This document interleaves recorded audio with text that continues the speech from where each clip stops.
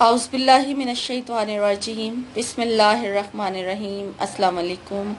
क्या हाल है व्यूवर्स आप लोगों के? उम्मीद करती हूँ कि आप लोग खैर ऑफिस से होंगे और आप लोगों के लिए बहुत सारी दुआओं के साथ मैं आपकी मेज़बान लैला हाजिर हूँ अपने चैनल लैला खान में।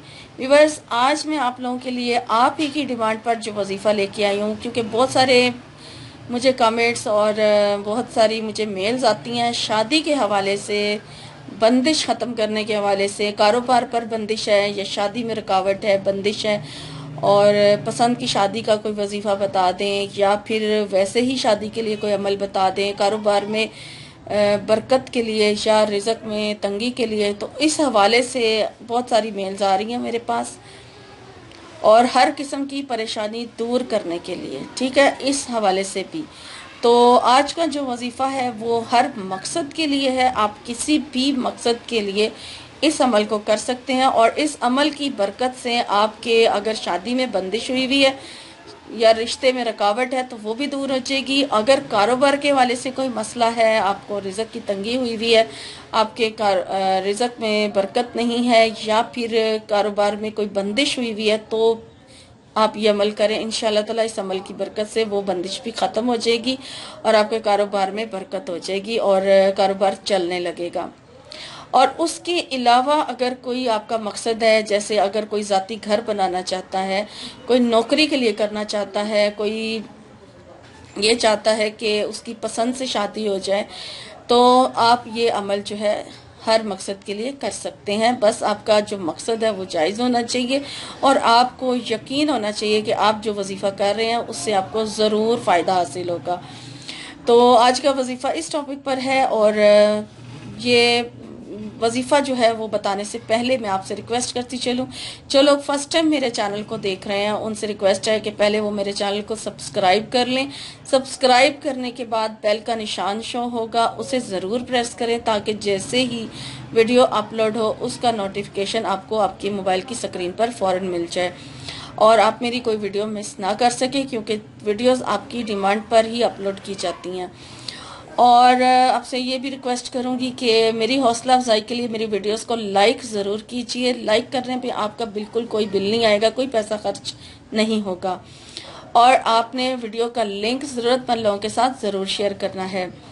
तो आज का वजीफ़ा नोट कर लीजिए। और वजीफ़े की कामयाबी के लिए सबसे पहले 5 वक्त की नमाज की पाबंदी ज़रूरी है, नमाज की ठीक से अदायगी भी ज़रूरी है। अगर हम जल्दी नमाज अदा करेंगे, फटाफट से सजदे करते जाएंगे और ना हमें तहारत का ख्याल होगा कि अगर वज़ू किया है तो ठीक से नहीं किया, और अगर हम सजदा कर रहे हैं तो ठीक से नहीं कर रहे, रुकू की हालत में भी हमने सही से रुकू अदा नहीं किया, तो इससे ना तो नमाज कबूल होती है और अगर नमाज कबूल नहीं होगी तो दुआ भी कबूल नहीं होगी और वजीफ़ा भी फिर कबूल नहीं होता। इसलिए इन चीज़ों का ख़ास ख्याल रखें और हर वक्त बावज़ू रहने की कोशिश करें। इस्तग़फ़ार अपनी ज़ुबान पर रखें। बेहतर होगा अगर आप एक ही नशिस्त में बैठकर 1000 बार कम से कम इस्तग़फ़ार का कोई भी कलमा ज़रूर पढ़ें और दुरूद शरीफ की कसरत भी करें साथ, यानी चलते फिरते उठते बैठते कोई भी दुरूद शरीफ छोटा बड़ा जो आपको ईजी लगता है आप पढ़ते रहें। इन तमाम अमाल से ही आपकी ज़िंदगी में बहुत सारी आसानियां पैदा हो जाएंगी अगर आप ये बाकायदगी से करना शुरू कर दें, क्योंकि कोई भी वजीफ़ा एक दिन में असर नहीं करता या कोई भी अमल जब हम करना शुरू करते हैं तो एक दिन में अल्लाह की तरफ से अगर असर हो जाए तो हो जाए, लेकिन फिर भी हमें मेहनत करनी पड़ती है और पूरी तवज्जो करनी पड़ती है। तो बाकी वजीफ़ा शुरू करने से पहले सदका खैरात ज़रूर करें और वजीफ़े की इजाज़त का जिक्र मैं करती चलूं कि उसके लिए आपको इजाज़त लेने की ज़रूरत नहीं है। आप में से कोई भी इस अमल को करना चाहे आराम से कर सकता है। तो आज का वजीफ़ा, चूंकि टॉपिक तो मैं आपको बता चुकी हूँ कि हर मकसद के लिए है, तो अब वजीफ़ा किस टाइम पर पढ़ना है और कितनी तादाद में पढ़ना है, कितने दिन पढ़ना है, वो नोट कर लीजिए आप, ठीक है। सबसे पहले तो टाइम है इसका। मैंने जब ये खुद अमल किया तो इशा की नमाज के बाद किया था, लेट नाइट किया था। तो आप अगर इसको किसी और टाइम पर करना चाहें तो कर सकते हैं, लेकिन बेहतर होता है कि अगर लेट नाइट इस अमल को किया जाए ताकि खामोशी के साथ पूरी तवज्जो के साथ आप वजीफ़ा कर सकें। तो आपने سب سے پہلے تو آپ نے عشاء کی نماز کے بعد اگر شروع کرنا ہے، لیٹ نائٹ شروع کرنا ہے، آپ وظیفہ جب کرنے لگیں تو پہلے وضو کر لیں۔ وضو کرنے کے بعد پھر آپ نے اپنے مقصد کی نیت کرنی ہے۔ جو بھی آپ کا مقصد ہے، جس مقصد کے لیے آپ اس عمل کو کرنے لگے ہیں، وہ ایک نیت ہونی چاہیے، ایک ہی مقصد ہونا چاہیے۔ آپ نے وہ نیت کر لینی ہے۔ نیت کرنے کے بعد پھر آپ نے